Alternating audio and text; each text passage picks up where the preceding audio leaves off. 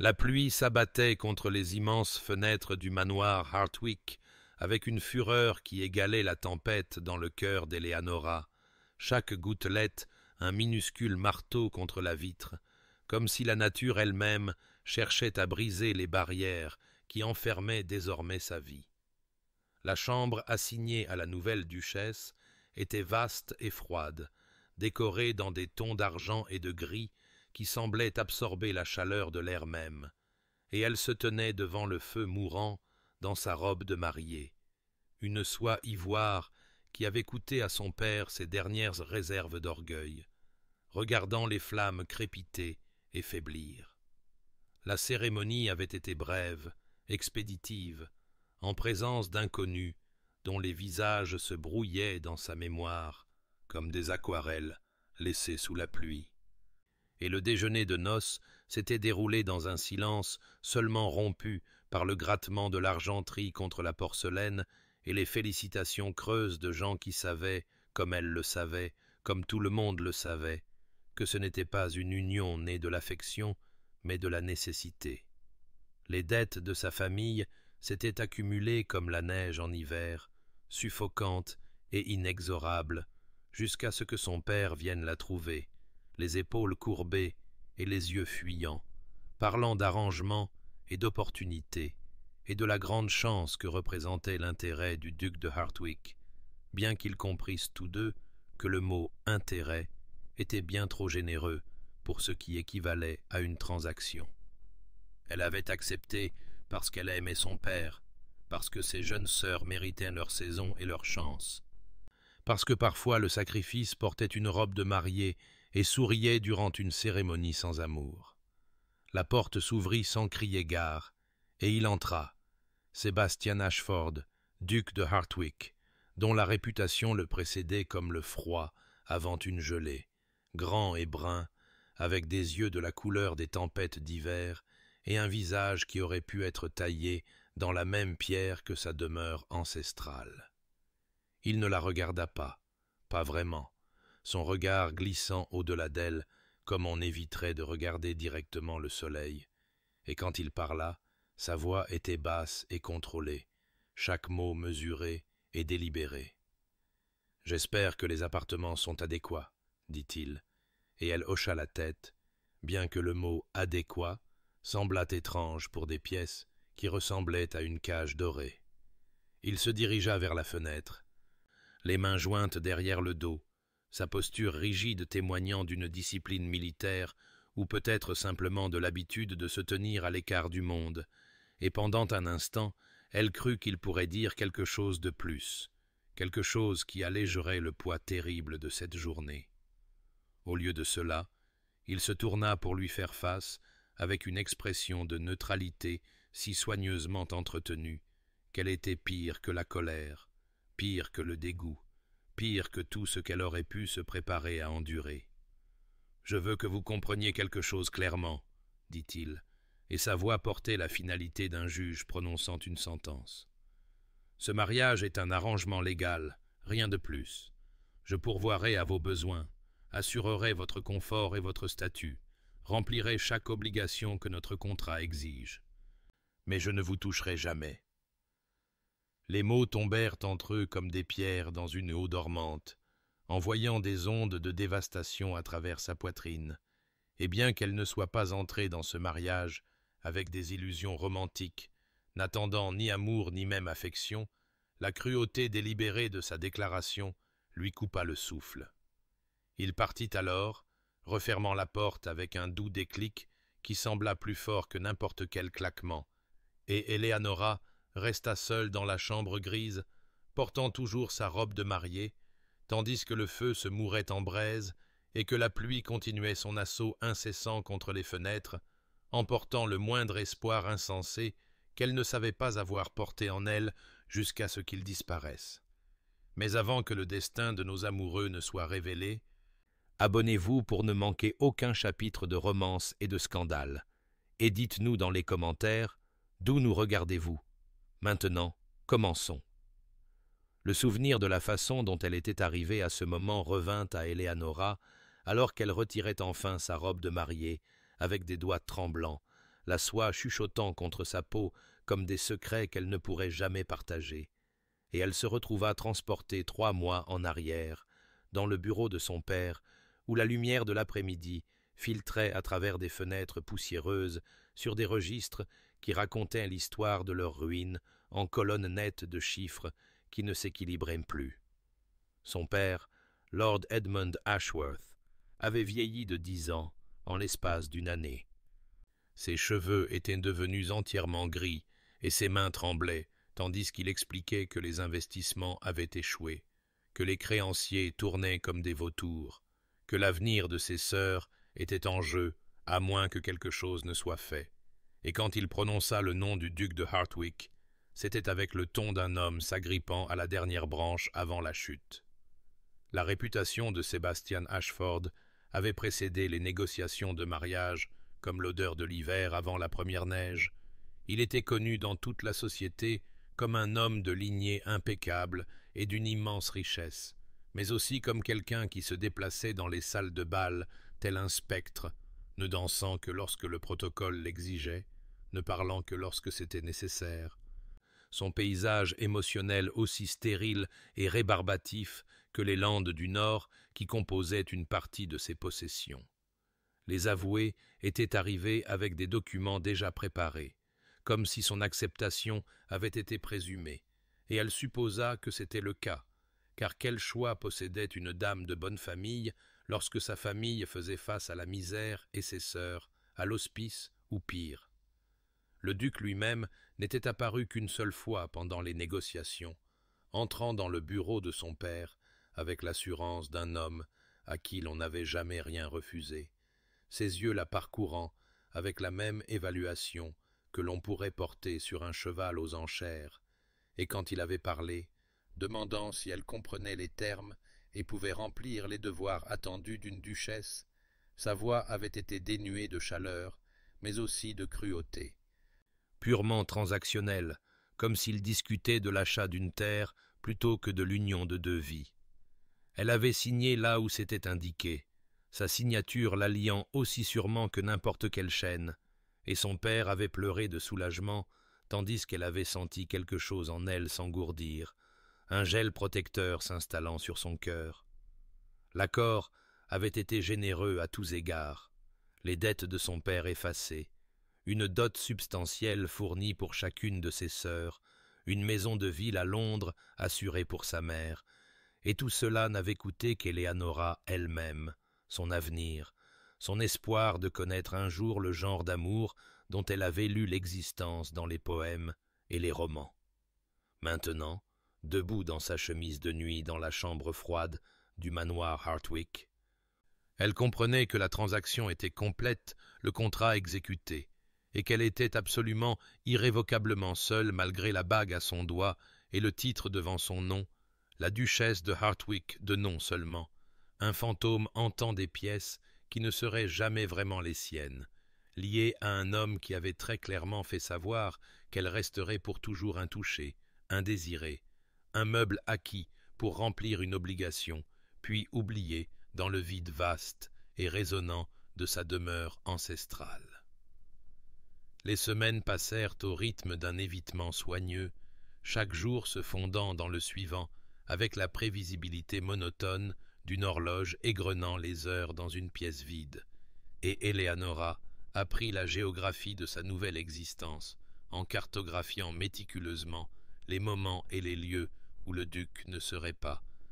sa vie devenant une danse chorégraphiée de séparation au sein des vastes limites du manoir Hartwick. Les dîners étaient des affaires formelles menées dans la salle à manger caverneuse où ils s'asseyaient aux extrémités opposées d'une table conçue pour 30 convives,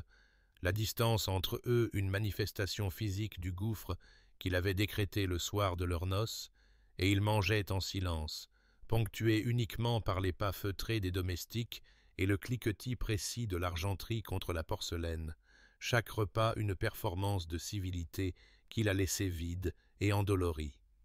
Le duc maintenait un emploi du temps d'une exactitude si rigide qu'elle pouvait régler ses propres mouvements sur son absence.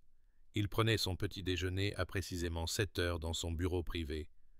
partait à cheval inspecter le domaine à 9 heures, menait ses affaires avec son intendant de 11 heures à 1 heure, déjeunait seul dans la bibliothèque et passait ses après-midi à des occupations qui l'emmenaient loin des pièces qu'elle pouvait occuper, comme si sa seule présence portait une contagion qu'il craignait de contracter. Elle trouva du réconfort, si un tel mot pouvait s'appliquer à ses errances solitaires, dans l'immense bibliothèque du manoir, une vaste collection s'étendant sur 3 étages de l'aile, et tous des milliers de volumes reliés en cuir, se dressaient comme des sentinelles silencieuses, gardant le savoir accumulé de générations. Et là, parmi les philosophes et les poètes, les historiens et les romanciers, elle pouvait se perdre dans des mondes où les femmes étaient aimées et estimées,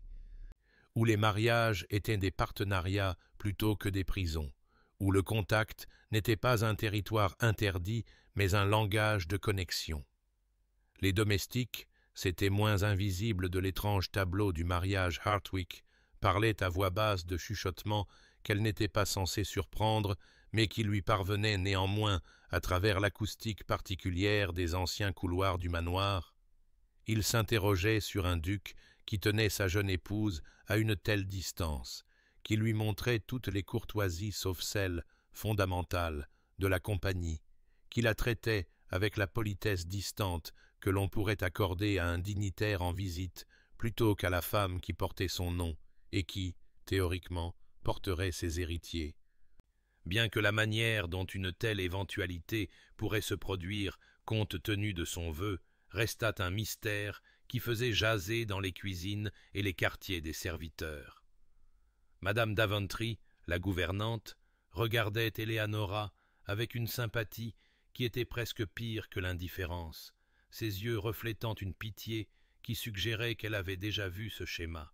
que le duc actuel ne faisait que suivre les traces de ses ancêtres qui avaient de même tenu leurs épouses à distance, traitant le mariage comme un devoir à endurer plutôt qu'une joie à embrasser.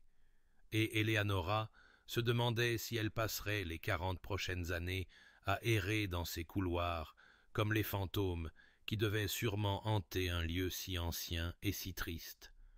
Un spectre vivant vêtu de robes fines et drapé de bijoux qui ne pouvaient compenser la pauvreté fondamentale de la connexion humaine.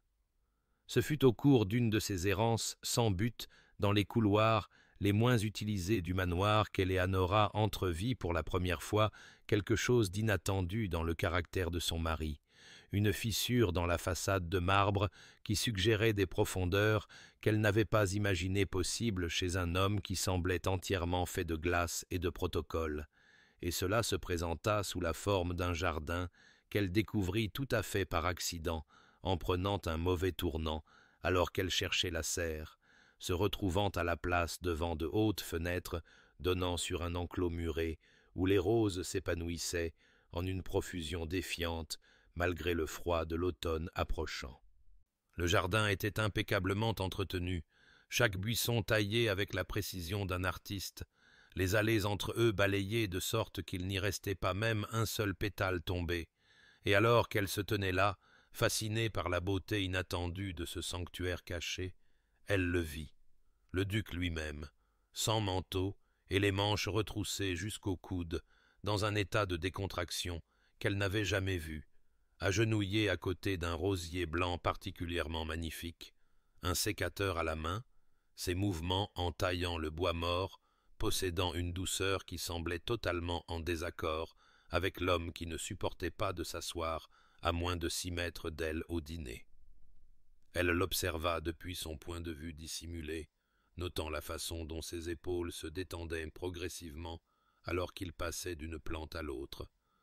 Comment son expression habituellement sévère s'adoucissait en quelque chose approchant la paix, et elle réalisa avec une clarté soudaine que ce jardin n'était pas seulement un passe-temps, mais un sanctuaire, un lieu où les démons qui le poussaient à maintenir un contrôle si rigide sur chaque aspect de son existence étaient temporairement tenus à distance par le simple fait de s'occuper d'êtres vivants qui nécessitaient ses soins.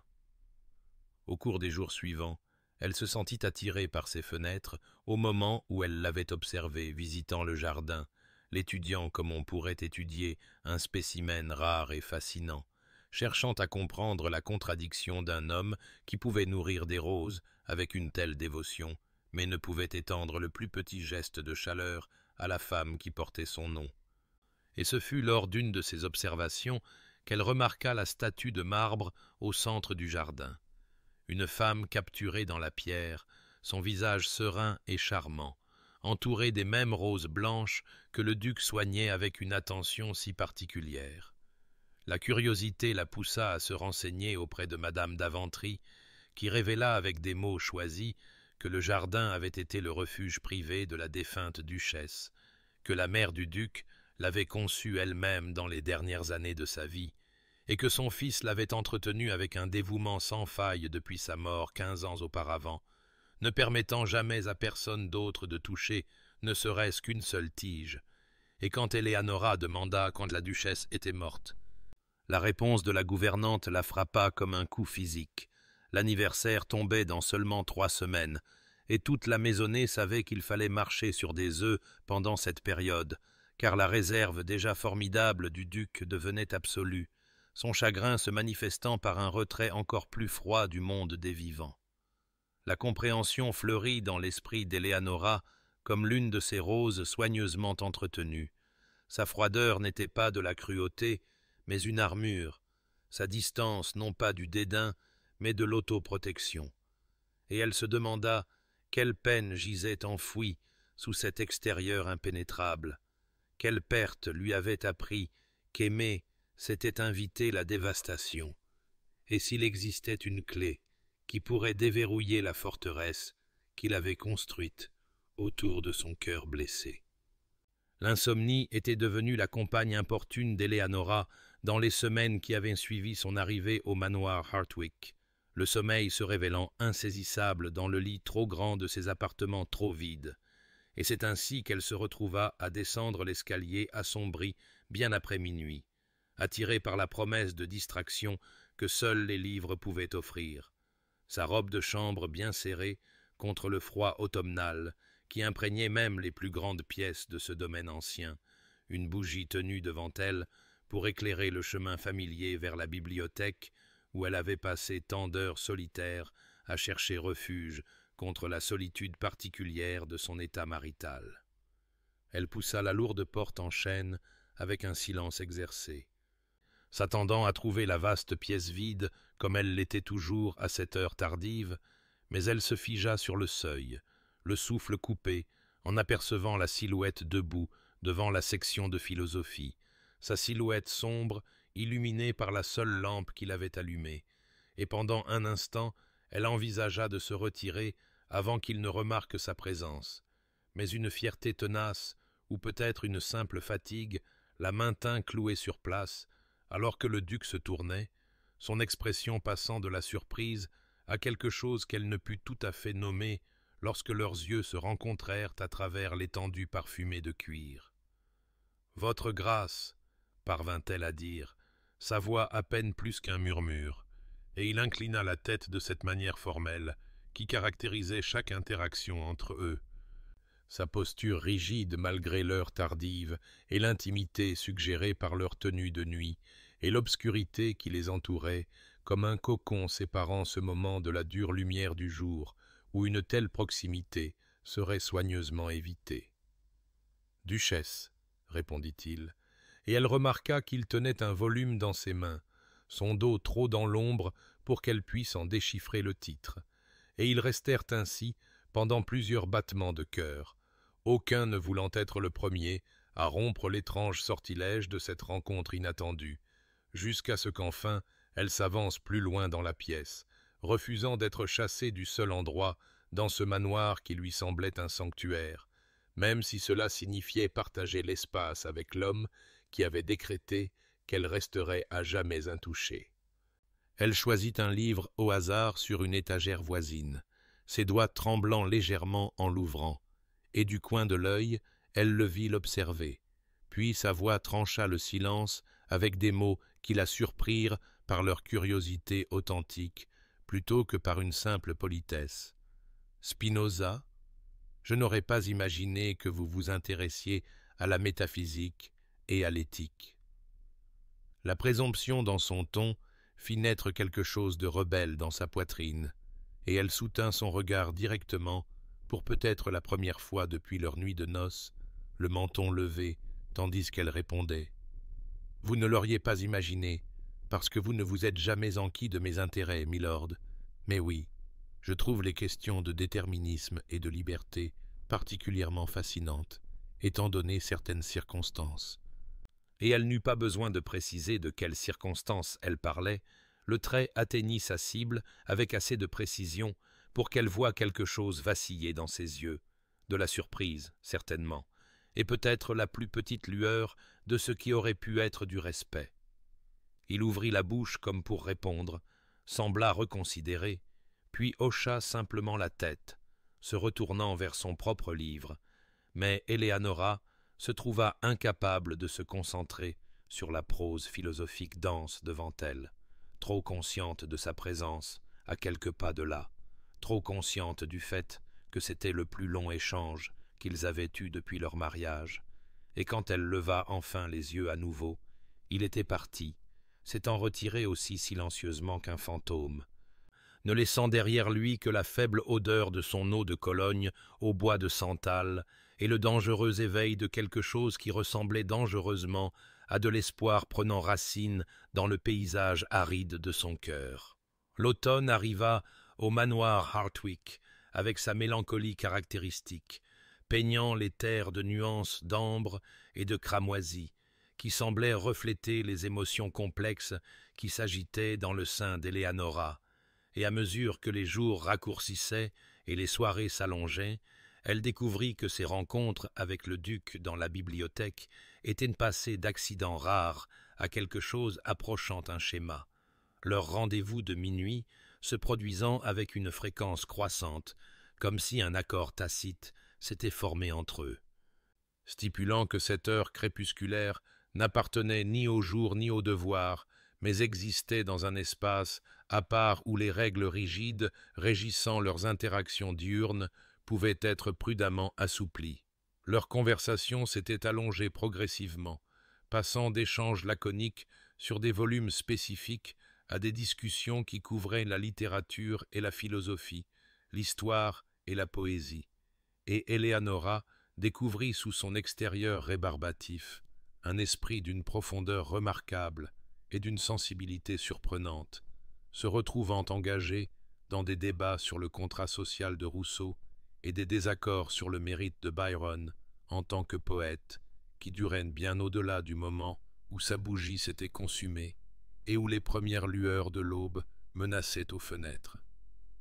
Elle remarqua aussi les changements subtils dans son comportement lors de ces rencontres, la façon dont ses épaules ne maintenaient plus tout à fait la même tension rigide lorsqu'il parlait avec elle, comment ses réponses venaient plus facilement et avec moins de la délibération prudente qui caractérisait chacun de ses mots dans d'autres contextes, et une fois, alors qu'elle avait fait une observation sur le paradis perdu de Milton, qui l'avait clairement frappée comme particulièrement perspicace, elle aurait juré avoir vu le fantôme d'un sourire effleurer les coins de sa bouche avant que sa réserve habituelle ne se réaffirme et que le moment ne passe comme la brume matinale sous les premiers rayons du soleil.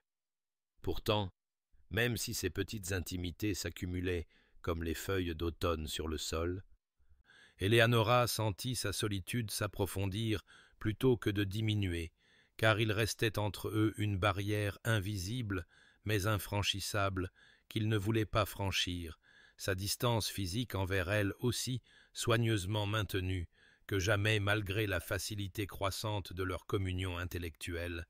et elle commença à comprendre que c'était d'une certaine manière plus cruel que son évitement initial complet, car maintenant elle connaissait l'homme derrière la façade froide et se surprenait à désirer non seulement de la compagnie, mais aussi la chaleur d'une véritable connexion qui semblait planer perpétuellement juste hors de sa portée.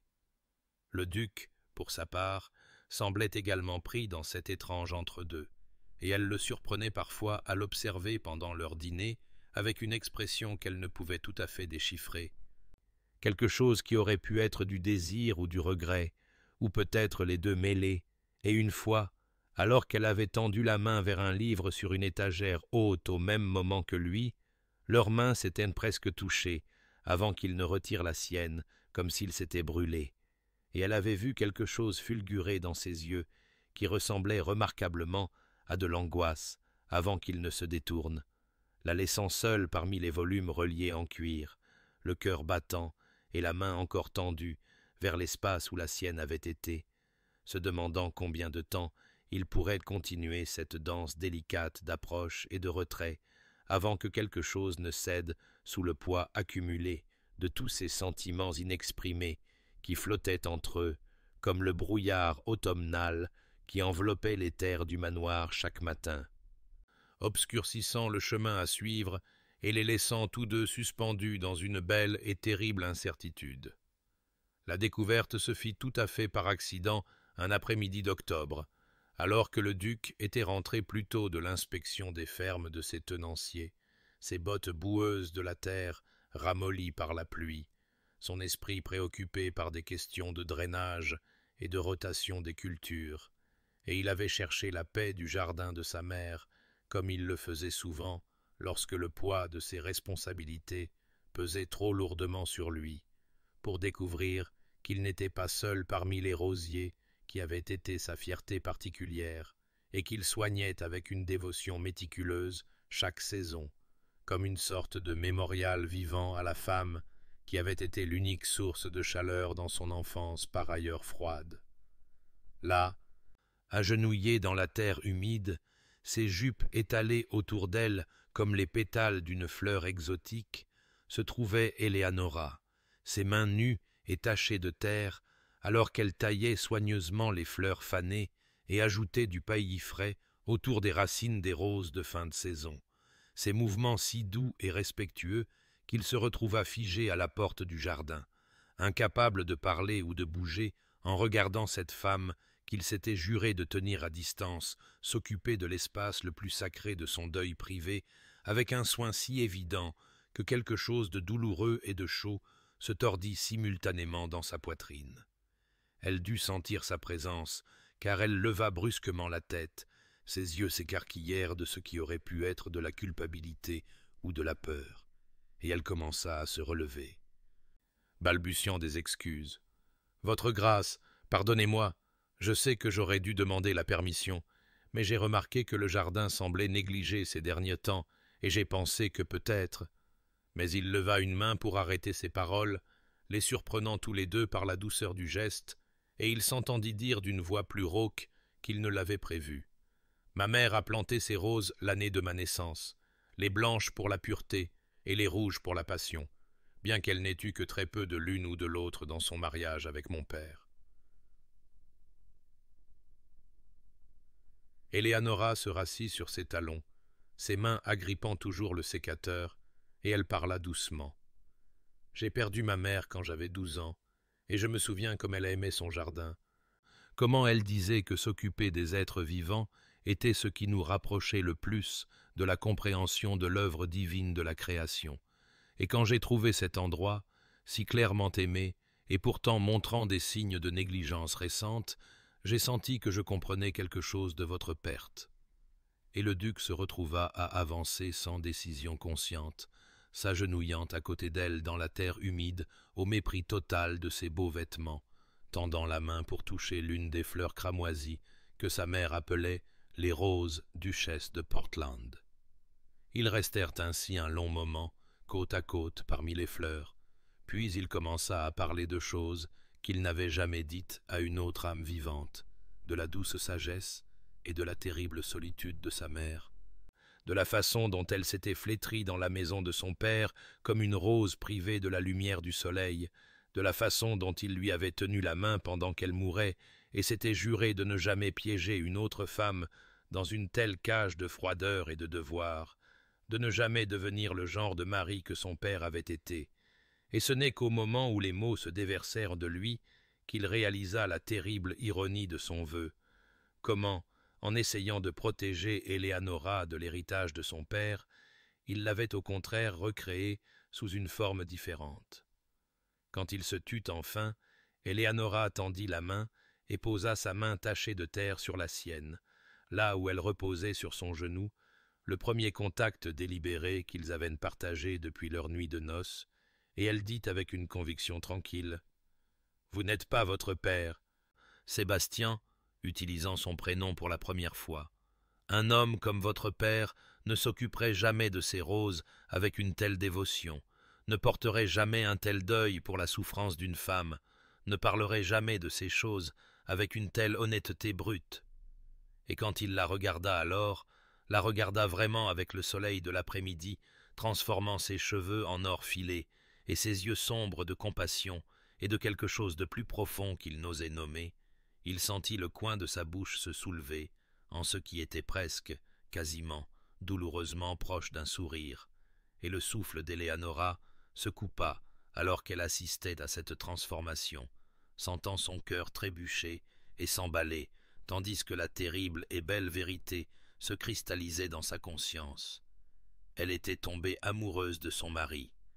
Cet homme blessé et prudent qui cachait un océan de sentiments sous son extérieur gelé, et la prise de conscience la remplit simultanément de joie et de désespoir. Car quel avenir pouvait-il y avoir à aimer un homme qui s'était juré de ne jamais la toucher, qui la tenait à une distance si prudente, alors même que leurs âmes se rapprochaient inexorablement chaque jour davantage?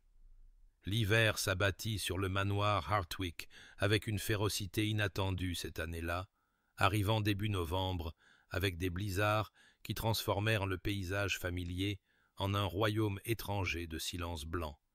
Et les nécessités pratiques de la survie, dans de telles conditions, rapprochèrent paradoxalement le duc et la duchesse, plus qu'ils ne l'avaient jamais été. Car le système de chauffage de l'ancien manoir se révéla insuffisant pour chauffer les vastes espaces vides, les obligeant à abandonner la fiction d'ailes séparées et à partager les pièces plus intimes où les feux pouvaient être efficacement entretenus, le petit salon, le salon du matin, et inévitablement la bibliothèque où ils avaient commencé leur danse prudente de cours intellectuels. Eleanora se retrouva à passer de longues soirées en présence de Sébastien, tous deux assis dans des fauteuils à oreilles près de l'âtre, lisant ostensiblement, mais tombant souvent dans des conversations qui devenaient de plus en plus personnelles à mesure que les nuits d'hiver s'étiraient sans fin et que l'isolement du monde extérieur créait une sorte de sanctuaire où les règles normales semblaient temporairement suspendues. Et c'est pendant ces heures éclairées par le feu qu'il commença, d'abord avec hésitation, puis avec une ouverture croissante, à révéler les fragments de son passé qu'il avait façonné en l'homme qu'il était devenu. Il parla de son père, le défunt duc, dont la cruauté avait été légendaire parmi les domestiques, bien que soigneusement caché de la société, un homme qui avait considéré l'affection comme une faiblesse et la tendresse comme méprisable, qui avait battu son fils pour avoir pleuré et s'était moqué de la nature douce de sa femme jusqu'à ce qu'elle se réfugie dans le silence et finalement dans la mort. Et la voix de Sébastien resta stable tandis qu'il racontait ses horreurs. Mais Eleanora pouvait voir la tension dans sa mâchoire,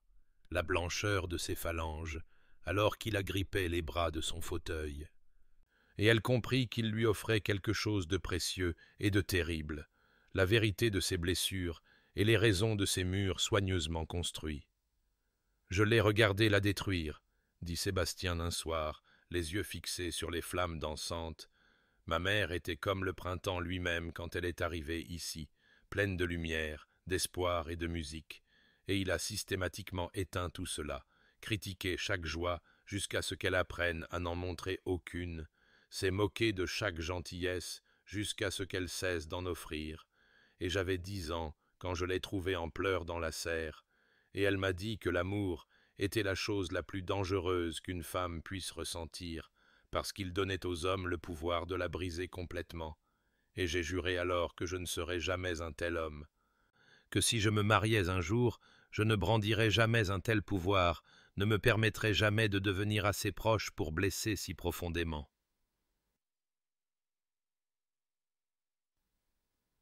Eleanora sentit son cœur se serrer de compréhension et d'angoisse, car elle comprenait enfin la terrible logique de son vœu de la nuit de noces. Il s'était cru miséricordieux, avait cru que la distance était une protection, que la froideur était une gentillesse comparée à l'alternative dont il avait été témoin, et elle réalisa avec une clarté cristalline qu'il ne la craignait pas, mais qu'il craignait lui-même, craignait le monstre qu'il croyait tapis en lui en vertu de son sang et de son éducation. Et cette compréhension ne lui apporta aucun réconfort, mais approfondit plutôt son amour et aiguisa simultanément sa douleur. Car comment pouvait-elle atteindre un homme si déterminé à la protéger de lui-même, et comment pouvait-elle continuer à vivre dans cet espace liminal où leurs âmes se rapprochaient toujours plus, tandis que leur corps restait séparé par sa résolution de fer. Et alors qu'elle regardait la lumière du feu jouer sur ses traits austères, elle sentit la première lueur d'une pensée impossible. Que peut-être la chose la plus gentille qu'elle puisse faire pour eux deux serait de partir, de le libérer de la torture de la proximité d'une femme qu'il ne se permettrait jamais d'avoir vraiment, et de se libérer elle-même de l'agonie exquise d'aimer un homme qui s'était enfermé derrière des murs qu'elle pouvait voir mais jamais franchir. La cristallisation de la vérité vint à Eleanora un soir de décembre, alors que la neige tombait, épaisse et silencieuse, au-delà des fenêtres de la bibliothèque, assourdissant le monde d'une immobilité blanche, et elle était assise dans son fauteuil habituel, observant Sébastien de l'autre côté de l'âtre, tandis qu'il lisait un volume de poésie, sa voix profonde rendant les vers avec une tendresse inattendue, et elle sentit son cœur simultanément se dilater d'amour et se contracter d'une douleur insupportable, en comprenant, avec une clarté totale et dévastatrice, qu'elle était tombée irrévocablement amoureuse de cet homme blessé et prudent qui la tenait à une distance si précise, alors même que leurs âmes s'enlaçaient de plus en plus étroitement chaque jour, et cette reconnaissance n'apporta aucune joie, mais plutôt un poids écrasant d'impossibilité. Car quel avenir existait-il à aimer un mari qui partagerait ses peurs les plus profondes et ses souvenirs les plus chers, mais ne se permettrait pas le simple réconfort humain d'un contact, qui parlerait avec elle pendant des heures à la lueur du feu, mais se retirerait chaque nuit dans des appartements séparés, avec la discipline rigide d'un moine, observant des vœux sacrés, et elle réalisa, avec la clarté aiguë du désespoir, qu'elle ne pouvait continuer à exister dans cet espace liminal entre intimité et isolement, ne pouvait endurer la torture exquise d'être si proche de lui en esprit, tout en restant à jamais séparée en chair, ne pouvait passer le reste de sa vie à aimer un homme qui ne se permettrait jamais de l'aimer en retour, peu importe à quel point elle soupçonnait qu'il pourrait le souhaiter sous sa forteresse de contrôle et de peur. Elle le regarda tourner une page, ses longs doigts délicats avec le papier fragile, et elle pensa que ses mêmes mains n'avaient jamais une seule fois cherché les siennes, sauf dans les circonstances les plus formelles, qu'ils maintenaient toujours une distance précise entre eux-mêmes lorsqu'ils étaient assis comme maintenant dans une apparente camaraderie, et elle sentit quelque chose se briser dans sa poitrine, une dernière réserve de patience ou d'espoir ou d'endurance, et elle sut avec une certitude soudaine qu'elle devait quitter cet endroit, se libérer de cette belle agonie avant qu'elle ne la détruise complètement, et paradoxalement, elle devait aussi le libérer, lui, car elle voyait comment sa présence le tourmentait, comment il luttait quotidiennement contre ses propres désirs et ses peurs,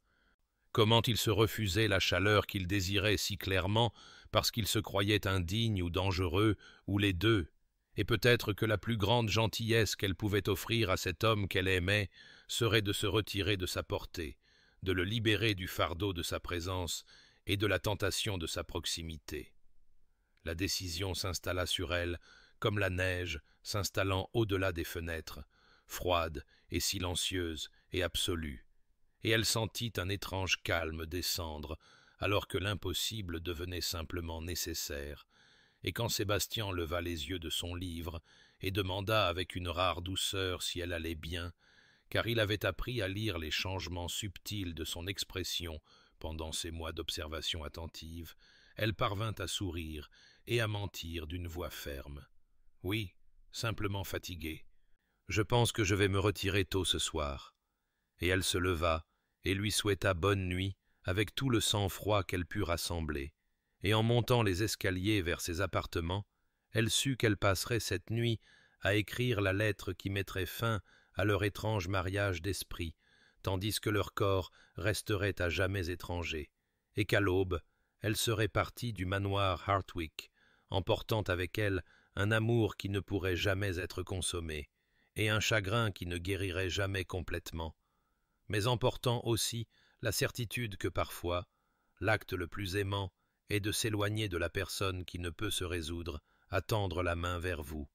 peu importe à quel point vous pourriez désespérément souhaiter qu'elle le fasse. Le manoir dormait dans le silence de l'hiver, tandis qu'Eleanora était assise à son secrétaire aux petites heures avant l'aube, une unique bougie vacillant près de sa main tremblante, projetant des ombres dansantes sur la page blanche qui semblait se moquer d'elle par son vide, car comment pouvait-elle trouver des mots adéquats pour exprimer l'écheveau impossible d'amour, de chagrin et de compréhension qui remplissait son cœur à en éclater. Mais elle savait qu'elle devait essayer, devait lui laisser une explication pour son départ de peur, qu'il ne se croie abandonné sans raison, ou ne prenne son départ pour un rejet, alors que c'était en vérité le contraire. Un acte de miséricorde, né de l'amour le plus profond qu'elle ait jamais connu. Et ainsi, elle trempa sa plume dans l'encre et commença à écrire. Les mots coulant comme des larmes sur le papier, alors qu'elle déversait tout ce qu'elle avait gardé enfermé dans son sang-froid prudent pendant ces longs mois de proximité et de distance. « Mon très cher Sébastien, » écrivit-elle, et même le simple fait de voir son nom de sa propre main lui serra la gorge de chagrin. « J'écris ces mots dans la nuit profonde, pendant que vous dormez dans vos appartements séparés, et au moment où vous les lirez, j'aurai quitté le manoir Hartwick, retournant à la maison de campagne de ma famille, et je sais que cela semblera un départ lâche, une fuite dans l'obscurité. Mais je vous supplie de comprendre que je ne pars pas par manque de courage, mais plutôt parce que j'ai enfin trouvé le courage de reconnaître une vérité devenue insupportable. Je vous aime, Sébastien. Je vous aime avec une plénitude qui me terrifie, et je ne peux plus rester dans cette belle torture d'un mariage où nos âmes se rapprochent toujours plus, tandis que nos corps restent éternellement séparés par les murs de votre propre construction. » Sa main trembla en continuant, l'encre tachant légèrement la page, mais elle persévéra, ayant besoin qu'il comprenne.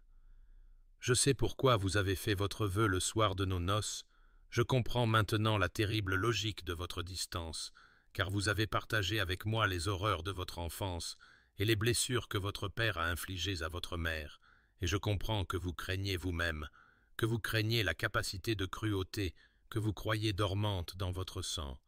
Mais Sébastien, mon chéri, vous n'êtes pas votre père, vous ne pourriez jamais l'être, car votre peur même de le devenir prouve à quel point vous êtes différent, à quel point votre âme est douce malgré la dureté de votre éducation, et la distance que vous maintenez n'est pas une protection, mais plutôt une autre sorte de prison, une qui nous confine tous les deux dans des cellules séparées de solitude, alors même que nous aspirons l'un à l'autre à travers les barreaux.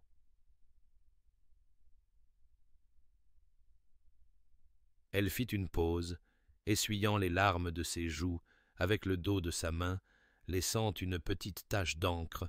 puis continua d'écrire les mots les plus difficiles de tous. « Je ne peux vous demander de changer, ne peux exiger que vous rompiez les vœux que vous vous êtes faits au nom de l'honneur et de la protection.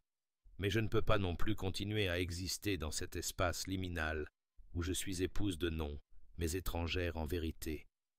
où je vous aime chaque jour davantage, tout en sachant que cet amour ne sera jamais rendu dans la plénitude que je désire, non pas parce que vous ne le ressentez pas, car je crois que si, Sébastien, je le vois dans vos yeux quand vous pensez que je ne regarde pas, dans la manière prudente dont vous prononcez mon nom, dans le désir qui traverse votre visage avant que vous ne le maîtrisiez, mais parce que vous ne vous permettrez pas de le ressentir. Et je comprends vos raisons, mais je ne peux en supporter le coup, ne peux passer ma vie à aimer un homme qui ne se permettra jamais de m'aimer en retour. » Elle signa la lettre simplement « Vôtre pour toujours, Eleanora », la plaça soigneusement sur son secrétaire où il la trouverait, et commença ses derniers préparatifs pour partir aux premières lueurs, le cœur brisé même en reconnaissant la nécessité de cette terrible bonté pour eux deux.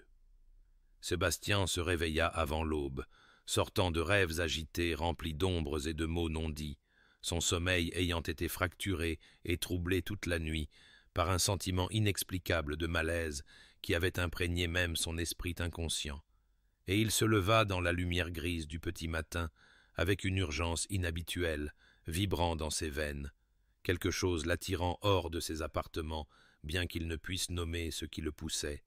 et il se retrouva à marcher à travers les couloirs silencieux du manoir endormi vers l'aile d'Eleanora, sans en avoir l'intention consciente, ses pieds le portant comme tirés par des fils invisibles, et quand il atteignit sa porte, il n'hésita qu'un instant avant d'entrer. Au diable les convenances! Quelque chose murmura que c'était nécessaire, et le vide de ses appartements le frappa immédiatement. Le lit soigneusement fait, comme si personne n'y avait dormi, les portes de l'armoire ouvertes pour révéler des robes absentes, et la panique commença à monter dans sa poitrine, comme une eau glacée, inondant ses poumons, alors qu'il se tournait et voyait la lettre sur son secrétaire, le papier crémeux, captant la faible lumière du matin,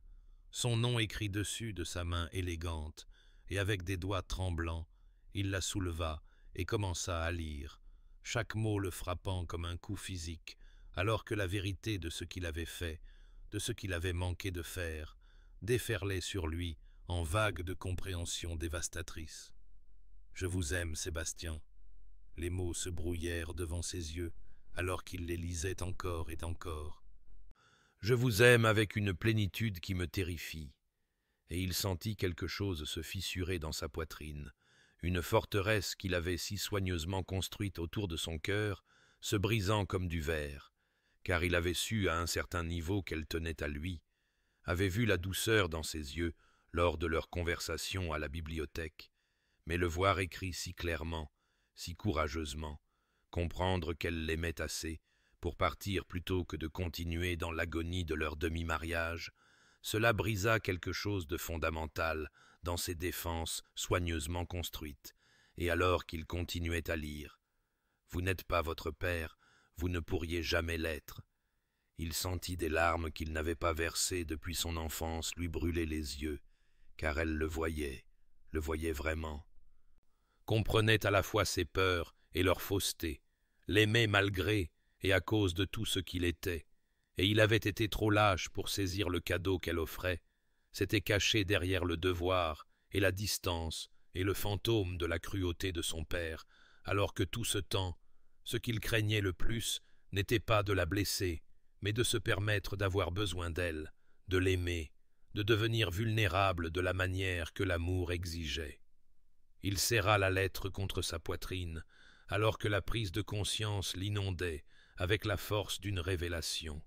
Il l'aimait, Dieu l'aide. Il aimait Eleanora avec une ferveur qui le terrifiait précisément, parce que c'était tout ce qu'il s'était juré de ne jamais ressentir. Et elle partait, était peut-être déjà partie, et il ne pouvait pas, ne la laisserait pas partir. Pas maintenant qu'il comprenait enfin quel imbécile il avait été, et il courut hors de ses appartements en criant pour son valet, pour que son cheval soit sellé immédiatement, se précipitant à travers le manoir avec une énergie sauvage et désespérée, tandis que les serviteurs s'écartaient devant lui, alarmés, et quand il atteignit l'entrée principale et se jeta dans le matin d'hiver, il vit avec un cœur serré les traces fraîches dans la neige où sa voiture était partie, la piste s'éloignant du manoir Hartwick vers la route qui l'emporterait pour toujours de sa vie, à moins qu'il ne puisse la rattraper, à moins qu'il ne puisse trouver le courage de lui dire ce que sa lettre l'avait enfin forcé à reconnaître, qu'il l'aimait, qu'il l'avait toujours aimé, qu'il était mort lentement dans la prison de sa propre fabrication, et que seul son départ lui avait montré que certains risques valaient la peine d'être pris, certains murs la peine d'être démolis, certains vœux la peine d'être rompus pour une promesse plus grande, et il monta sur son cheval et la suivit dans l'aube grise, son cœur battant contre ses côtes comme un oiseau en cage, comprenant enfin que la porte avait toujours été déverrouillée, que la liberté et l'amour avaient toujours été à portée de main, et que parfois le plus grand acte de courage n'est pas de maintenir la distance, mais de la combler, non pas de construire des murs, mais de les abattre, non pas de se protéger de la douleur, mais de s'ouvrir à la possibilité de la joie, même lorsque chaque instinct crie de se retirer dans une solitude familière. Le matin d'hiver éclata en chaos, tandis que Sébastien chevauchait comme un homme possédé à travers les grilles de fer du manoir Hartwick, les sabots de son cheval projetant des gerbes de neige alors qu'il tonnait le long de la longue allée vers la route principale, et le ciel au-dessus était passé d'une aube grise à quelque chose de plus sombre et de plus menaçant, de lourds nuages s'accumulant avec une rapidité anormale, comme si la nature elle-même conspirait pour refléter la tempête qui faisait rage dans sa poitrine. Et il pressa sa monture plus vite, suivant les traces de la voiture qui coupait la neige fraîche comme des accusations de sa propre cécité, de sa propre lâcheté. Et à chaque battement de sabot, il sentait les murs qu'il avait si soigneusement construits autour de son cœur s'effondrer davantage. Sentait la vérité des mots d'Eleanora le brûler comme du feu. « Vous n'êtes pas votre père ». Et il réalisa, avec une clarté stupéfiante, que toute sa philosophie de la distance était fondée sur un mensonge, qu'il avait eu si peur de devenir un monstre, qu'il était devenu un fantôme, hantant sa propre vie sans vraiment la vivre, se refusant à lui-même et à la femme qu'il aimait le bonheur même qu'il prétendait protéger. Et l'absurdité de la situation le frappa avec la force d'une révélation, alors même que les premières gouttes de pluie verglaçante commençaient à tomber, rendant la neige sous les sabots de son cheval glissante et dangereuse. Il chevauchait depuis peut-être 20 minutes, quand il atteignit le sommet d'une colline, et la vit. La voiture d'Eleanora se déplaçant lentement sur la route sinueuse en contrebas. Une forme sombre sur le paysage blanc, et son cœur bondit d'un soulagement désespéré, alors même que la tempête s'intensifiait autour de lui, la pluie tombant maintenant en nappes sérieuses qui obscurcissaient la vision et rendaient la route dangereuse. Mais il ne ralentit pas, ne pouvait pas ralentir, pas quand elle était si proche, pas quand tout ce qu'il avait toujours voulu, sans oser se l'avouer, s'éloignait de lui dans cette voiture, et il poussa son cheval en avant sur la pente traîtresse, son monologue intérieur une litanie continue d'auto-récrimination et de nouvelles compréhensions. Je l'aime, je l'ai toujours aimée, depuis cette première nuit où elle se tenait devant moi avec une telle dignité, malgré ma cruauté, à travers chaque conversation à la bibliothèque et chaque rencontre au jardin. J'ai été en train de tomber, et j'appelais ça le devoir, j'appelais ça la protection, j'appelais ça n'importe quoi sauf ce que c'était. Et elle le savait, Dieu m'aide. Elle le savait, et m'aimait quand même. M'aimait assez pour me libérer, même si cela signifiait perdre tout ce pourquoi elle s'était sacrifiée. La pluie lui fouettait le visage, alors qu'il réduisait la distance, le tonnerre grondant au-dessus en parfaite synchronisation avec les battements de son cœur.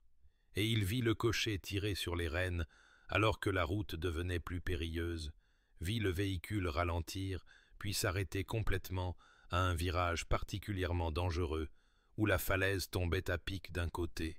et Sébastien arriva à sa hauteur avec une énergie sauvage et désespérée, criant « Arrêtez! Arrêtez !» bien que le cocher se soit déjà immobilisé, et il se jeta de son cheval avant même qu'il ne se soit complètement arrêté, glissant légèrement dans la boue et la pluie, mais se rattrapant,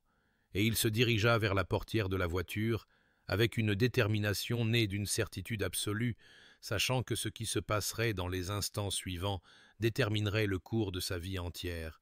qu'il se tenait à un carrefour entre la prison froide et familière de son isolement auto-imposé et l'inconnu terrifiant et magnifique d'une véritable connexion, et pour la première fois depuis la mort de sa mère, il choisit le risque plutôt que la sécurité, choisit la vulnérabilité plutôt que la protection, choisit l'amour plutôt que la peur, et il tendit la main vers la portière, avec des mains qui tremblaient, non de froid, mais de l'ampleur de ce qu'il s'apprêtait à faire.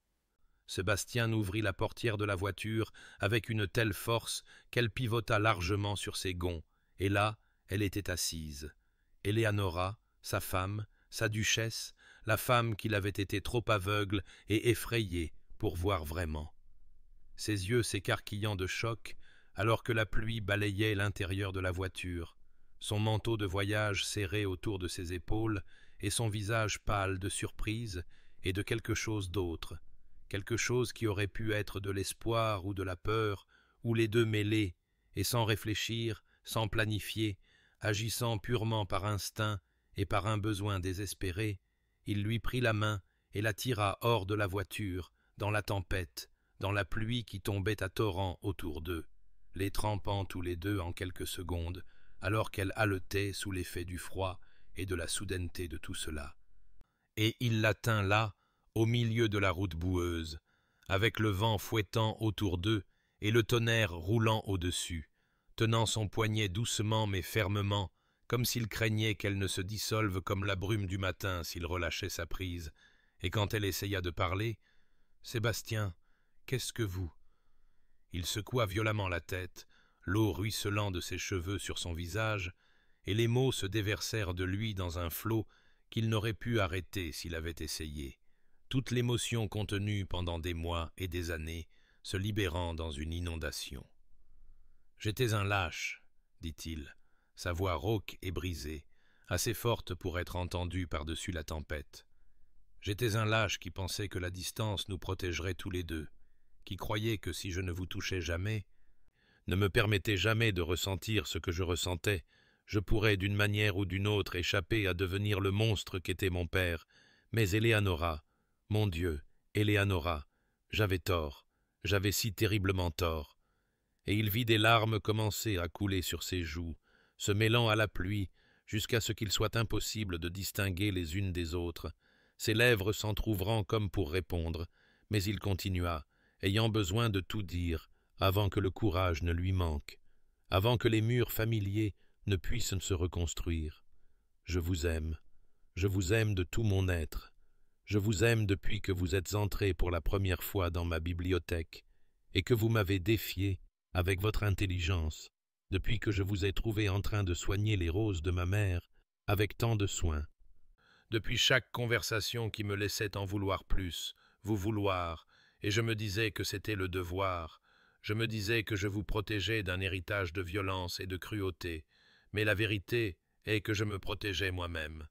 Je me protégeais de la terrifiante vulnérabilité d'avoir besoin de quelqu'un, d'aimer quelqu'un si complètement que son absence me détruirait. Et maintenant, elle pleurait ouvertement, tout son corps tremblant, alors qu'elle se tenait devant lui sous la pluie battante, et il lâcha son poignet seulement pour lui prendre le visage entre ses mains, ses pouces essuyant des larmes qui étaient immédiatement remplacées par la pluie, et d'autres larmes. « J'ai lu votre lettre, » continua-t-il, sa propre voix épaisse d'émotion. « Chaque mot, et elle m'a brisé, Eleanora. A brisé chaque défense que j'avais construite, parce que vous m'avez vu, vraiment vu, et vous m'avez aimé quand même, m'avez aimé assez pour partir plutôt que de continuer dans la demi-vie à laquelle je nous avais condamnés tous les deux. Et je ne peux pas, je ne vous laisserai pas partir, pas maintenant que je comprends enfin que le plus grand risque n'est pas d'aimer, mais de refuser d'aimer, pas de toucher, mais de maintenir cette terrible distance. » Et il se pencha plus près, son front touchant presque le sien, leur souffle se mêlant dans l'air froid entre eux. « Je vous demande de rentrer à la maison, de me donner une autre chance, de m'apprendre à être le mari que vous méritez, plutôt que le fantôme que j'ai été, et je sais que je n'ai aucun droit de demander cela après la douleur que je vous ai causée. Mais Eleanora, ma chère Eleanora, s'il vous plaît. » Et elle le fit taire en se hissant sur la pointe des pieds et en pressant ses lèvres contre les siennes dans un baiser qui avait le goût du sel, de la pluie et du pardon, un baiser qui brisa chaque vœu qu'il avait fait le soir de leurs noces et scella une nouvelle promesse à sa place. Et il la serra contre lui, vraiment contre lui, pour la première fois de leur mariage, sentant son corps contre le sien à travers leurs vêtements trempés, sentant ses bras s'enrouler autour de son cou tandis que les siens encerclaient sa taille. Et à cet instant, sur une route boueuse dans une tempête d'hiver, la barrière physique qui avait défini leur mariage se brisa enfin, irrévocablement. Ils restèrent enlacés dans la tempête pendant ce qui sembla une éternité, et pourtant, un instant, la pluie continuant de tomber autour d'eux, tandis que Sébastien tenait Eleanora comme si elle était la seule chose solide dans un monde devenu liquide et incertain. Et quand ils se reculèrent enfin assez pour se regarder, tous deux respirant fort et tremblant de froid et d'émotion, il vit dans ses yeux quelque chose qu'il n'avait jamais osé espérer. Une acceptation complète, un pardon complet, un amour complet offert librement malgré tout ce qu'il avait fait pour la repousser. Et il sentit sa gorge se serrer sous le poids de cela, sous l'ampleur de ce cadeau qu'elle lui faisait, cette seconde chance qu'il n'avait rien fait pour mériter. Et il ouvrit la bouche pour parler, mais se trouva à court de mots. Tous les mots éloquents qui lui étaient toujours venus si facilement dans les livres et les contextes formels, l'abandonnant maintenant complètement, le laissant vulnérable et exposé d'une manière qui le terrifiait et l'exaltait simultanément. « Apprenez-moi » parvint-il finalement à dire, sa voix à peine plus qu'un murmure malgré la tempête, ses mains encadrant toujours son visage, comme s'il pouvait mémoriser la sensation de sa peau par le seul toucher. « Apprenez-moi à être un mari pour vous, Eleanora,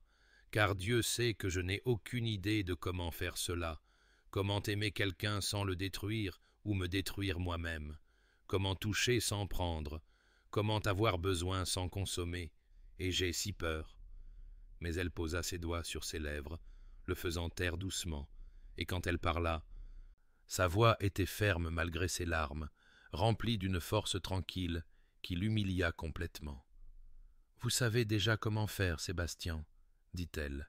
et il y avait une telle tendresse dans son ton qu'il sentit quelque chose se fissurer à l'intérieur de sa poitrine, une dernière barrière cédant. « Vous me l'avez montré de 1000 petites manières, même en nous le refusant à tous les deux. Dans la façon dont vous entretenez le jardin de votre mère avec une telle révérence, dans la douceur de vos mains, avec les chevaux effrayés, dans l'équité que vous montrez à vos tenanciers, même lorsque cela vous coûte des profits, dans chaque conversation où vous m'avez écouté comme si mes pensées comptaient autant que les vôtres. Vous n'êtes pas le monstre que vous craignez de devenir, vous ne l'avez jamais été. Et je vous promets qu'ensemble, nous construirons quelque chose de différent, quelque chose qu'aucun de nous n'a connu auparavant, quelque chose qui nous appartiendra entièrement. » Et il la serra de nouveau contre lui, enfouissant son visage dans ses cheveux trempés de pluie, respirant son parfum sous l'odeur de la laine mouillée et de l'air d'hiver. Et il sentit la dernière de ses défenses, soigneusement construite, s'effondrer en rien, se sentit devenir quelque chose de nouveau dans ses bras, quelque chose de brut et d'inachevé, mais d'authentique. Et quand il parla à nouveau, sa voix était rauque d'émotion, mais certaine. « Rentrez à la maison avec moi, rentrez à la maison, et laissez-moi passer le reste de ma vie à prouver que vous aviez raison de me donner cette chance. Laissez-moi apprendre à être digne de l'amour que vous offrez si librement. » Et elle hocha la tête contre sa poitrine, ses propres bras se resserrant autour de lui, et ensemble, ils se tournèrent vers la voiture, et son cheval qui attendait, la tempête commençant à se calmer autour d'eux, comme si elle aussi reconnaissait que son but avait été atteint, que la tempête nécessaire à cette transformation avait suivi son cours. Et alors qu'ils retournaient ensemble vers le manoir Hartwick, Eleanora dans la voiture, et Sébastien chevauchant à ses côtés, leurs mains se tendant pour se toucher chaque fois que le chemin le permettait, Ils savaient tous deux qu'ils retournaient vers une maison qui ne serait plus une prison de distance polie et d'évitement prudent, mais plutôt le fondement sur lequel ils construiraient une vie entièrement nouvelle, une vie enracinée non pas dans la peur et la protection, mais dans le courage terrifiant et magnifique de choisir la vulnérabilité, de se choisir l'un l'autre, de choisir l'amour. Ils retournèrent au manoir Hartwick, alors que la tempête se brisait enfin dans le silence, les nuages s'écartant pour révéler un ciel d'hiver lavé et parsemé d'étoiles, et alors qu'ils franchissaient le seuil ensemble, la main de Sébastien ferme et chaude autour de celle d'Eleanora, non plus hésitante ou prudente, mais certaine et possessive. Les domestiques qui s'étaient rassemblés dans une confusion anxieuse lors du départ soudain du duc jetèrent un regard à leur maître et à leur maîtresse, à la façon dont ils se tenaient proches, les doigts entrelacés et les yeux uniquement l'un pour l'autre. Et la compréhension ondula à travers la maisonnée comme le vent dans le blé, apportant avec elle un soupir collectif de soulagement et une joie à peine contenue que l'étrange mariage froid se soit enfin, miraculeusement, transformé en quelque chose de réel.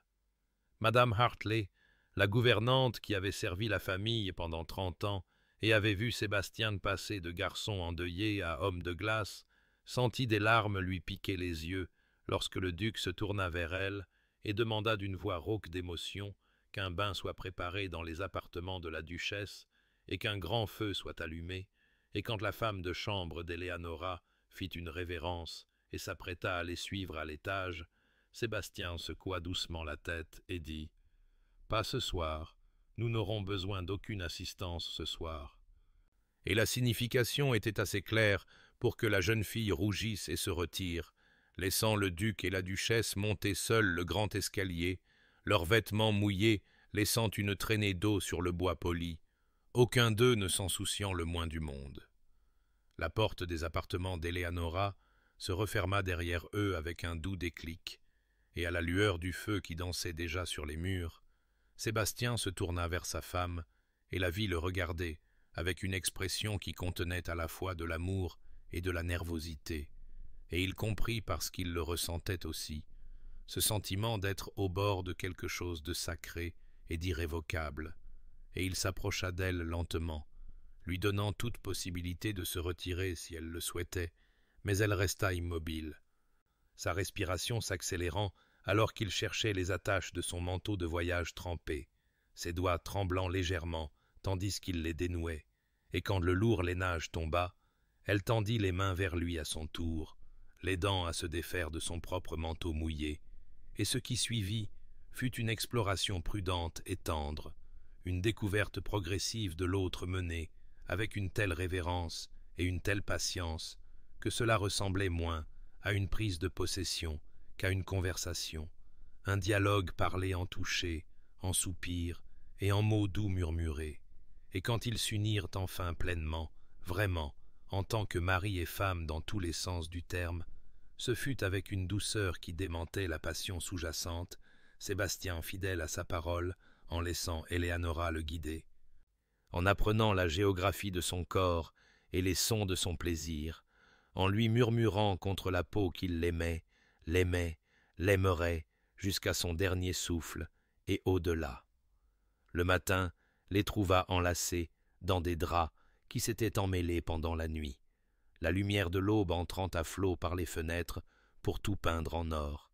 et Eleanora se réveilla la première pour trouver Sébastien, qui la regardait avec une expression d'un tel émerveillement et d'un tel contentement qu'elle sentit son cœur sur le point d'éclater de plénitude, et quand elle leva la main pour tracer la ligne de sa mâchoire,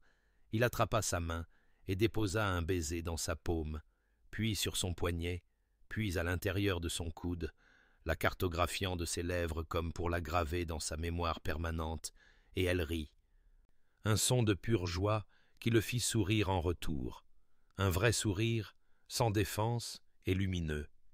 et elle réalisa qu'elle ne l'avait jamais entendu rire, pas vraiment, mais maintenant, alors qu'elle le serrait de nouveau contre elle, il le fit,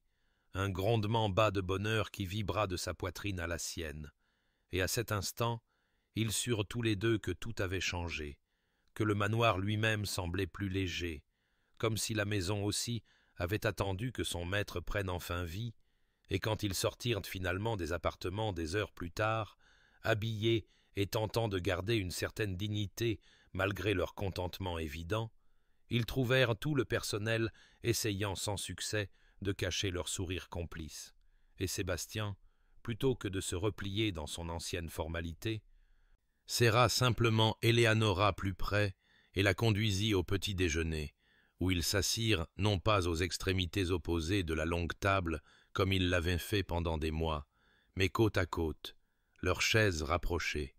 leurs mains se touchant occasionnellement, tandis qu'ils parlaient de projets, d'avenir et de toutes les pièces verrouillées, littérales et métaphoriques, qu'ils ouvriraient enfin ensemble.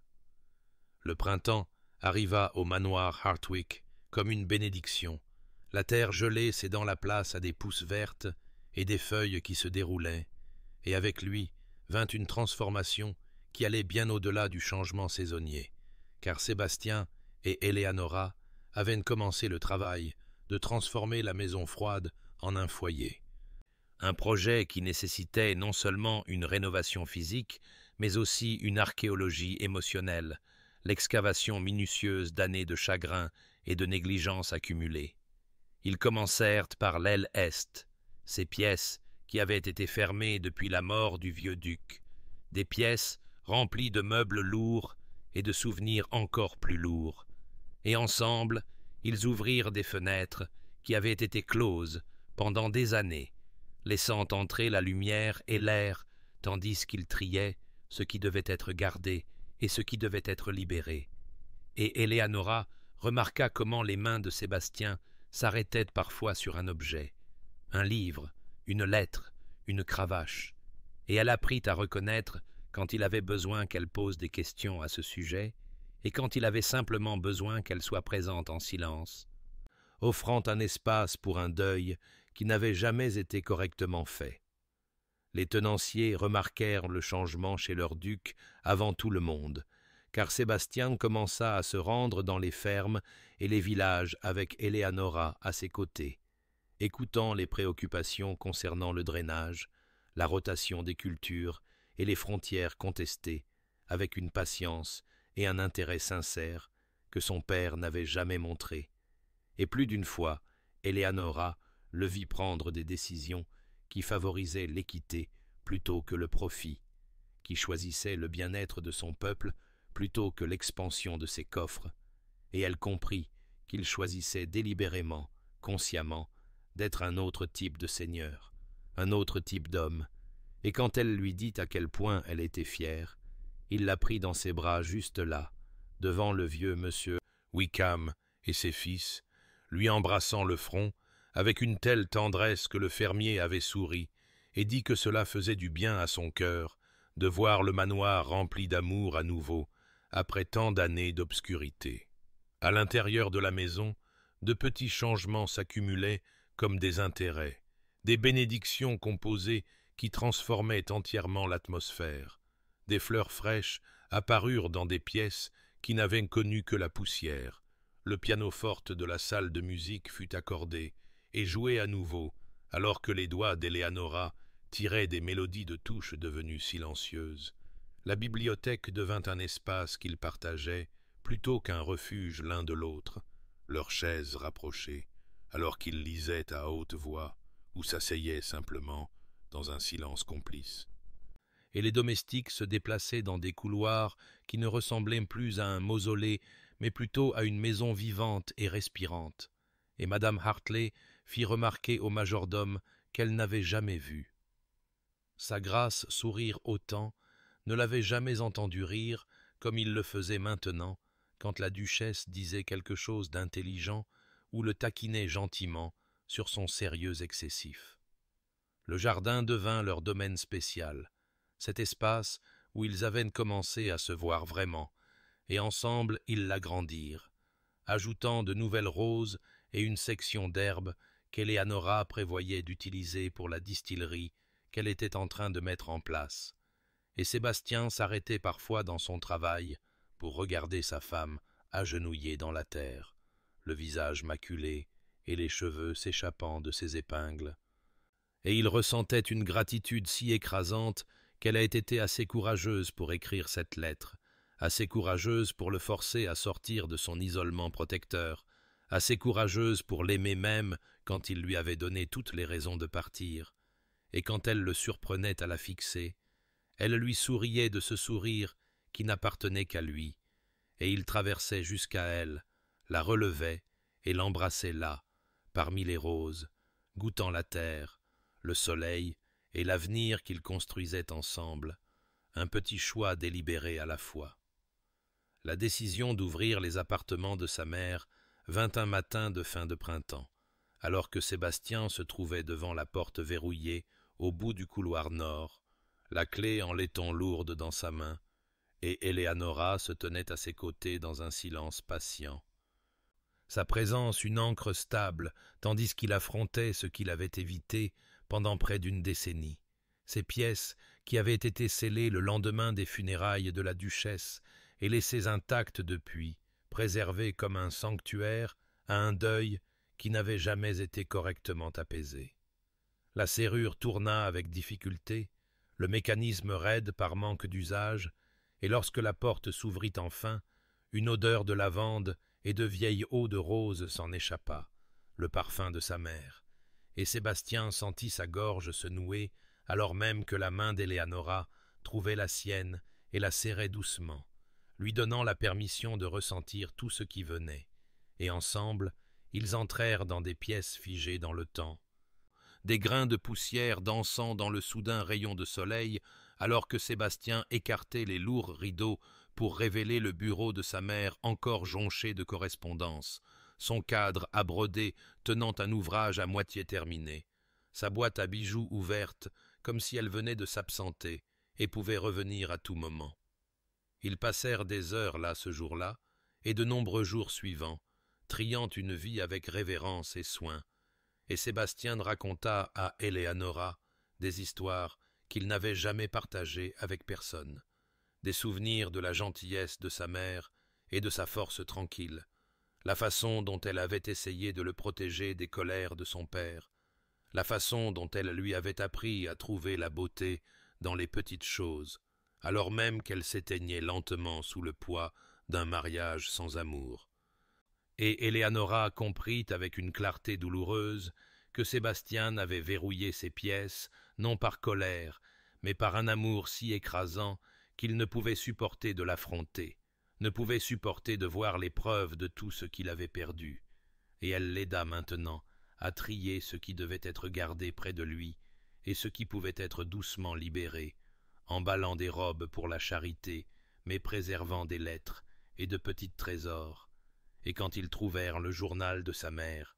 Sébastien lut des passages à voix haute,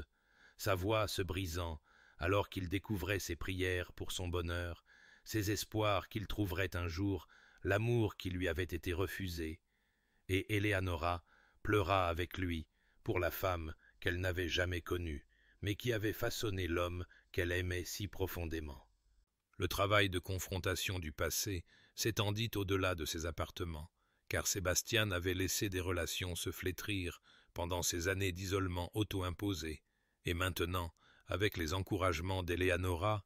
il entreprit la tâche difficile de la réconciliation, écrivant des lettres à la sœur de sa mère, qui avait essayé de maintenir le contact pour être ensuite repoussée, invitant ses jeunes cousins à visiter le manoir qui avait semblé si rébarbatif sous le règne de son père,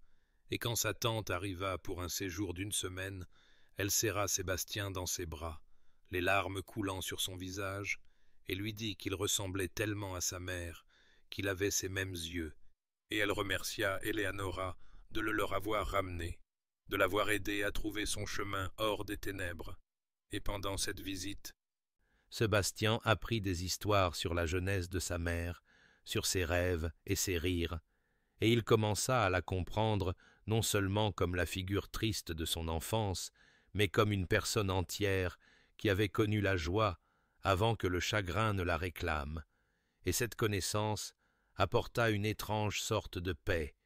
le sentiment qu'il honorait sa mémoire, non pas en restant figé dans le deuil, mais en choisissant différemment, en construisant le genre de mariage qu'elle avait souhaité pour lui, en devenant le genre d'homme qui pouvait aimer ouvertement et bien, et à l'approche de l'été,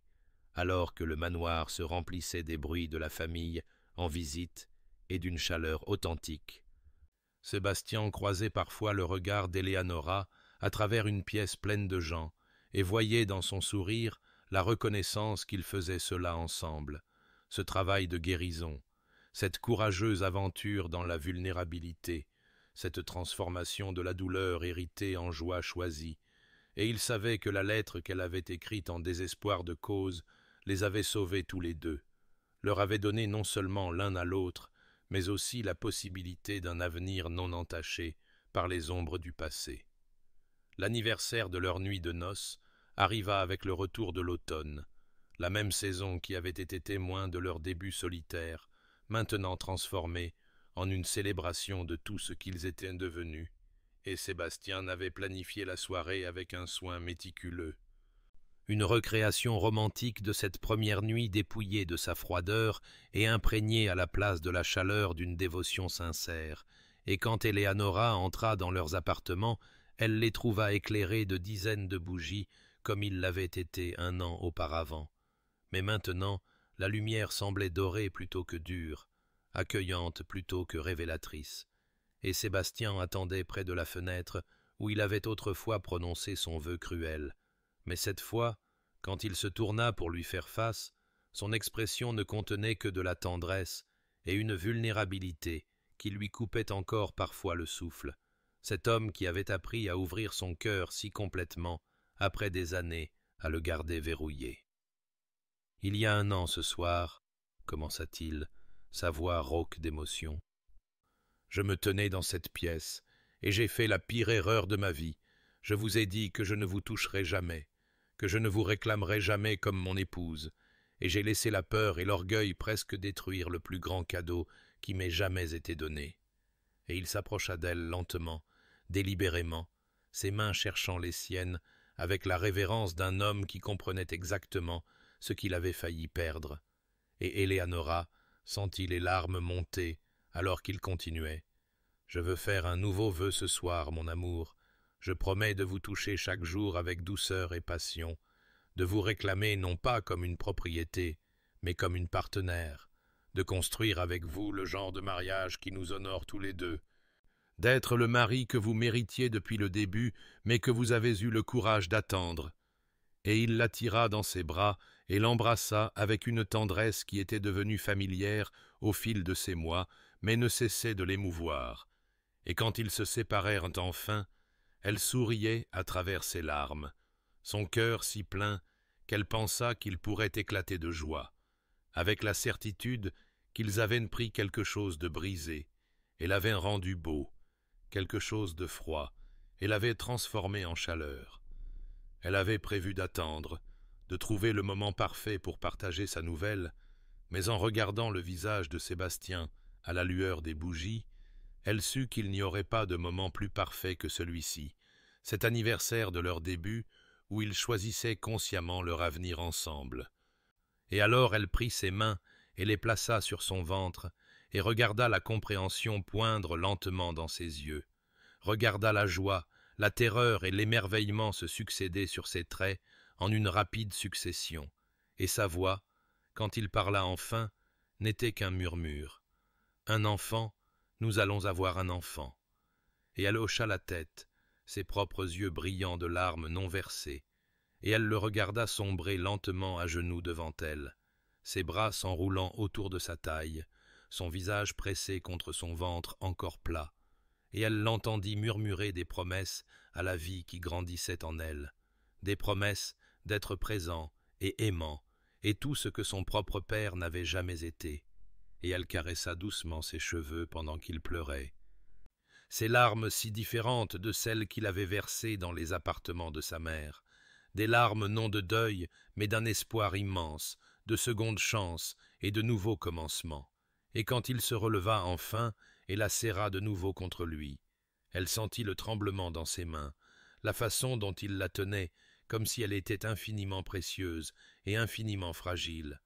et il murmura contre ses cheveux « Je suis terrifié, Eleanora, terrifié de ne pas savoir comment être un bon père, d'échouer avec cet enfant comme mon père a échoué avec moi. » Et elle se recula juste assez pour lui prendre le visage entre ses mains, pour regarder dans ses yeux qui avaient été si froids, mais qui contenaient maintenant une telle profondeur de sentiment. Et elle lui dit ce qu'elle savait avec une certitude absolue. « Vous serez extraordinaire, Sébastien, parce que vous avez déjà fait le plus dur. Vous avez appris à ouvrir votre cœur, à être vulnérable, à aimer sans réserve, et ce sont les seules compétences qui comptent vraiment. » Et elle le sentit se détendre légèrement dans son étreinte, le sentit commencer à croire en la possibilité de ce nouveau rôle, de cette nouvelle identité de père. Et alors que les bougies se consumaient autour d'eux,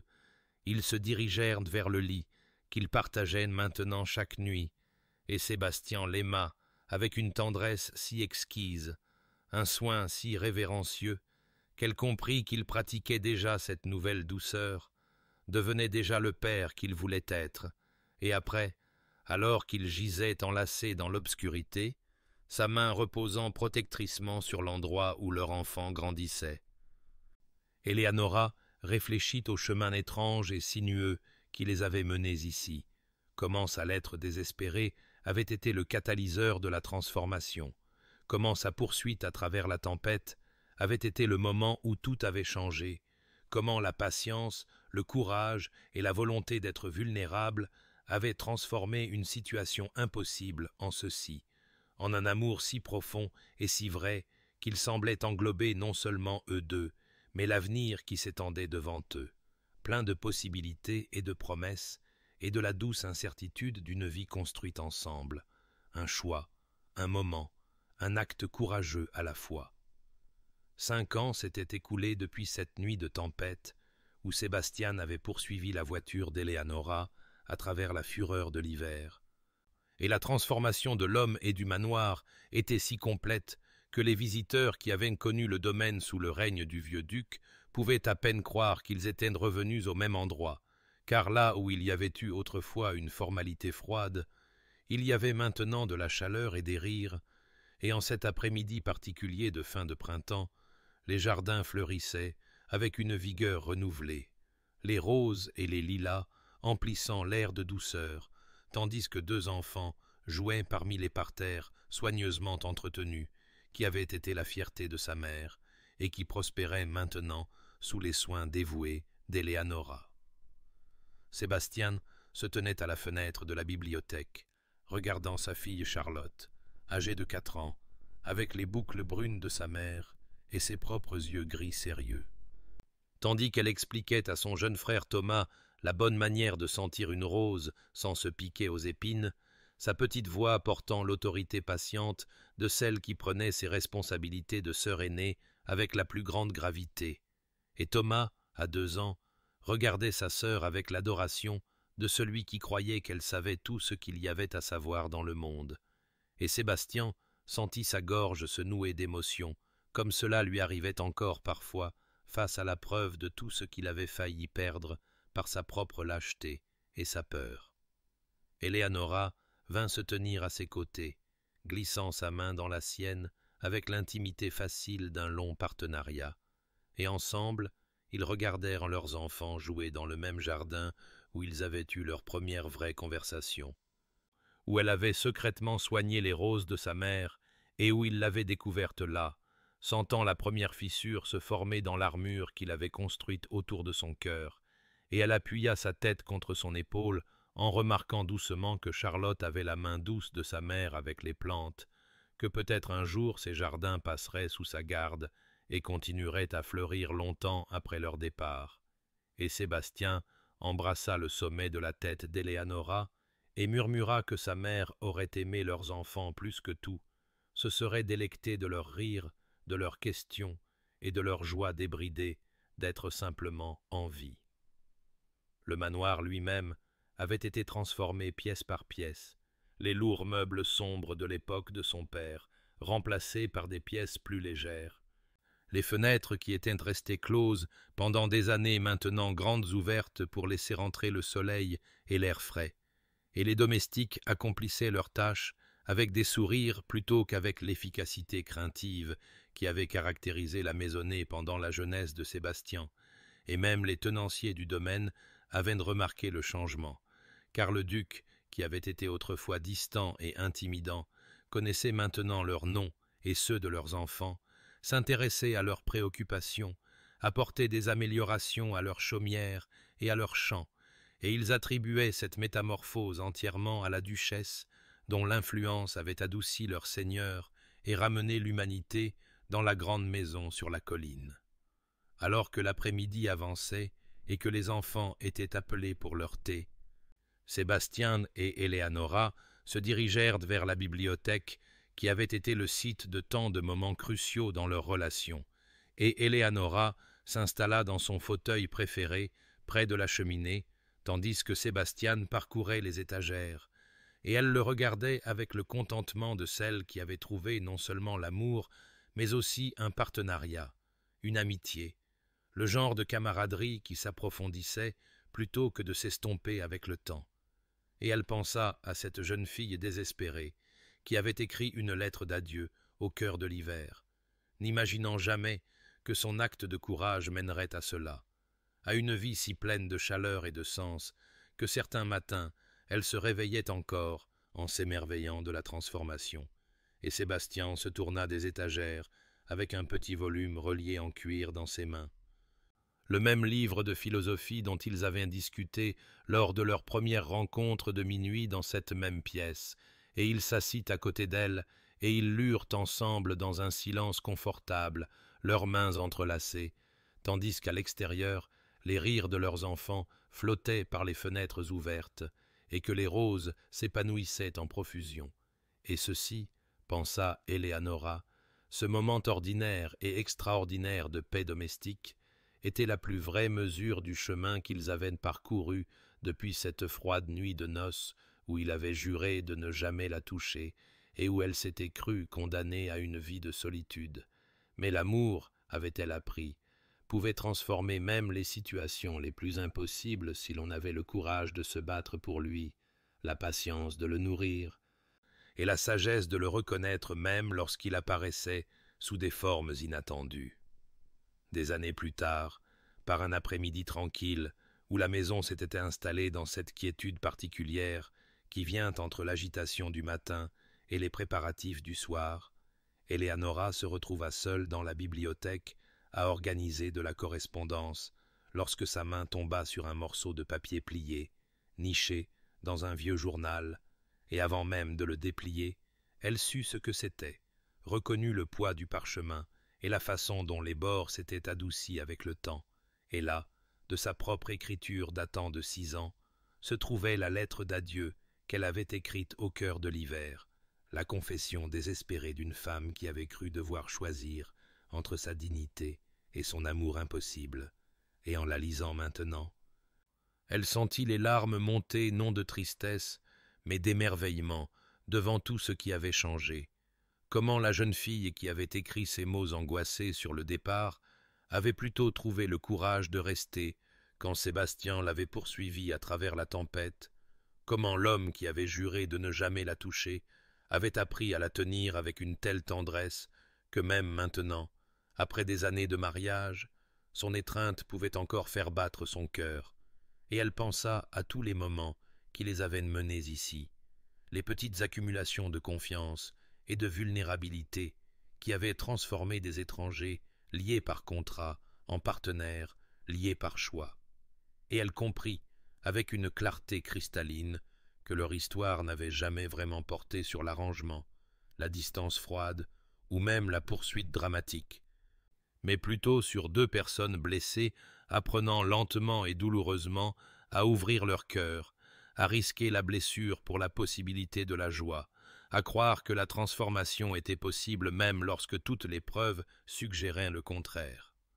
Elle entendit les pas de Sébastien dans le couloir et leva les yeux alors qu'il entrait, et même maintenant, Sa vue pouvait encore lui couper le souffle. Cet homme qui avait semblé si inaccessible et était devenu son plus cher compagnon.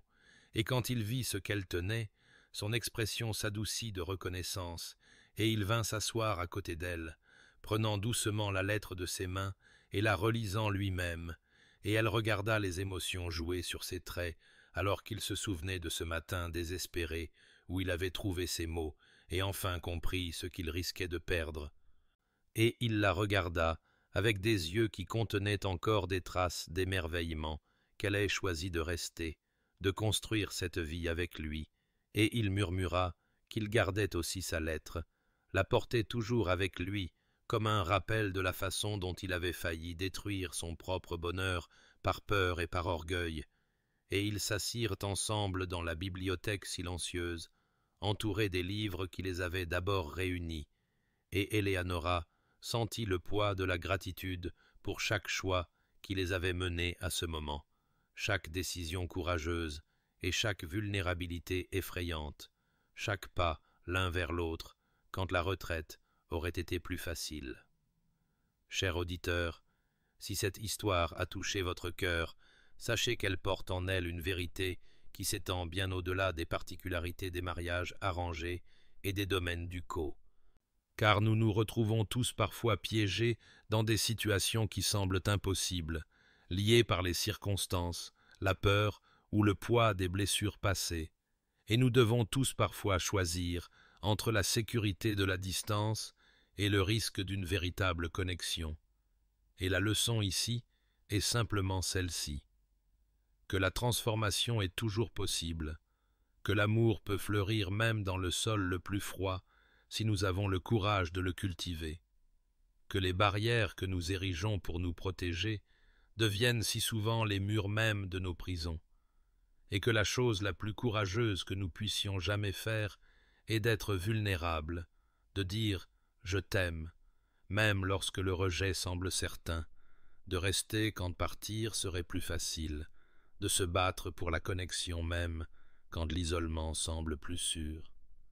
Peut-être vivez-vous aussi dans une sorte d'arrangement, que ce soit de circonstance, d'habitude ou de peur, attendant la permission d'espérer, de tendre la main, de risquer votre cœur. Et si c'est le cas, laissez l'histoire d'Eleanora et Sébastien vous rappeler que le changement commence par un seul choix, un seul moment de courage, un seul acte de foi en la possibilité, et que la vie dont vous rêvez est peut-être plus proche que vous ne l'imaginez, si seulement vous avez la bravoure de la poursuivre, d'écrire votre propre adieu à la peur et de faire un pas vers l'amour. Puissiez-vous trouver le courage d'être vulnérable, puissiez-vous reconnaître l'amour même lorsqu'il apparaît sous des formes inattendues. Puissiez-vous avoir la patience de nourrir la connexion et la sagesse de vous battre pour ce qui compte. Puissiez-vous savoir que la transformation est possible, peu importe à quel point votre situation semble impossible, et puissiez-vous reposer ce soir dans la paix qui vient de la certitude que vous êtes digne d'amour, de tendresse, de ce genre de connexion profonde qui rend même les moments les plus sombres supportables et transforme l'ordinaire en extraordinaire.